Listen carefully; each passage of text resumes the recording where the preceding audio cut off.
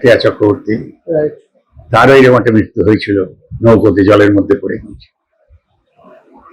সেটা তখনও যে ভাবনা মানুষকে কুড়ে কুড়ে খেত, এখনো এই ঘটনায় মানুষকে সেইটাই কুড়ে কুড়ে খাবে, যে এতগুলো মানুষকে নিয়ে পাহাড়, নদী, জঙ্গল, এটা প্রকৃতির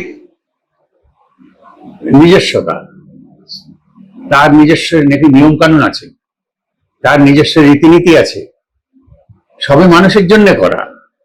কিন্তু মানুষ যদি সেগুলোকে তোয়াক্কা না করে, তাহলে তার খেসারত দিতে হয়।